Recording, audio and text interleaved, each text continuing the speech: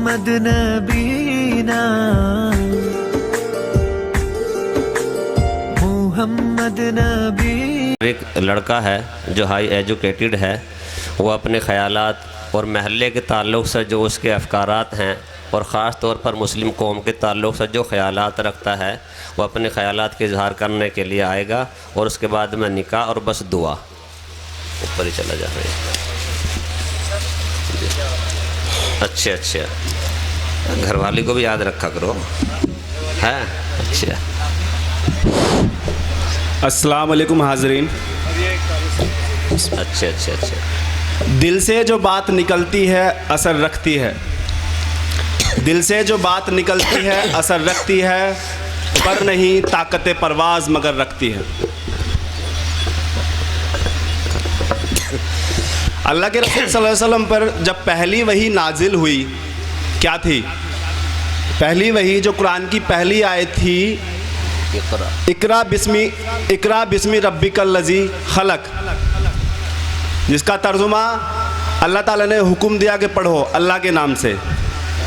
और मेरा आज का मौजू भी है एजुकेशन, शिक्षा। अल्लाह के रसूल सल्लल्लाहु अलैहि वसल्लम की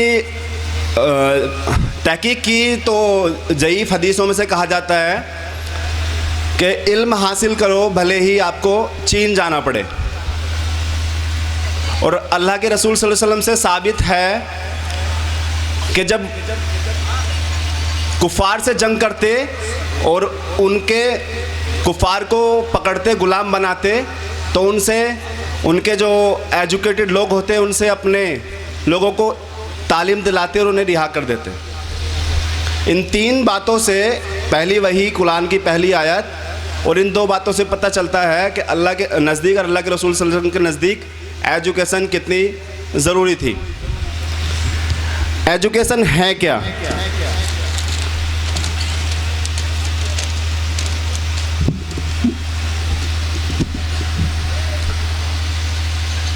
पाकिस्तान की एक लेखिका हैं प्रोफेसर डॉक्टर अरफा सैयदा ज़हरा, उनका एक कोट है जो मुझे बहुत ज़्यादा अजीज़ है।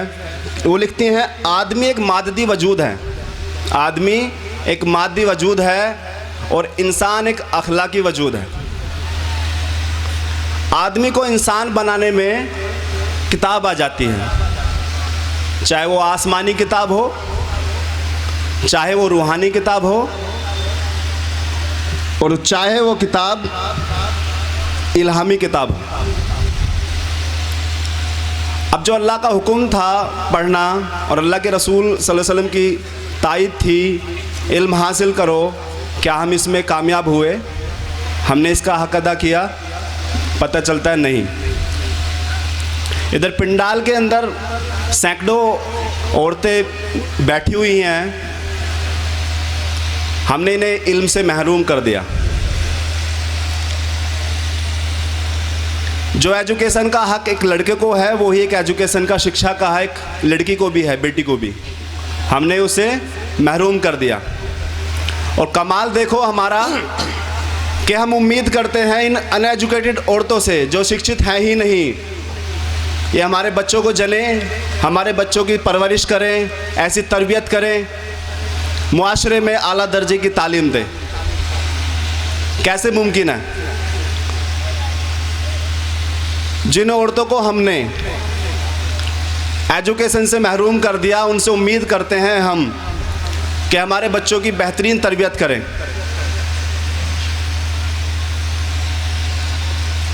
उन औरतों को हमने इस तरह से इस्तेमाल किया है, सोचने वाली बात है, गौर करने वाली बात है।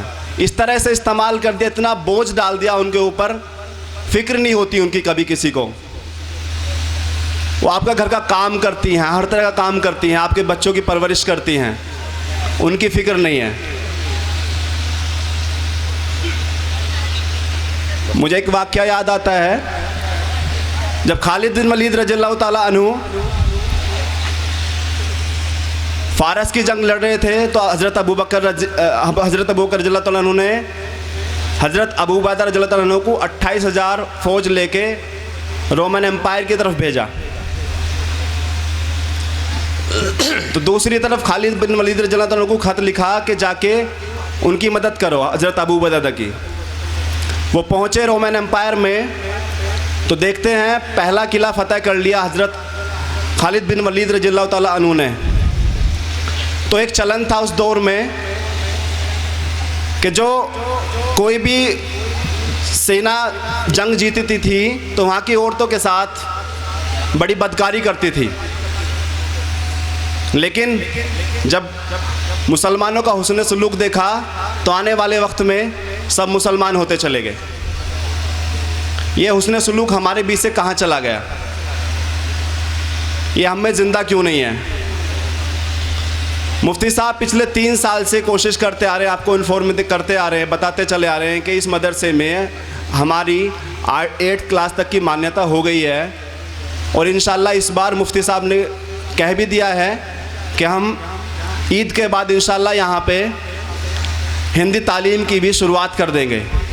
तो मेरी आप लोगों से गुजारिश है कि आप लोग इसमें मुफ्ती साहब का साथ दें और इस मुहिम को आगे बढ़ाएं। इसी के साथ मैं अपनी बात ख़त्म करता हूँ।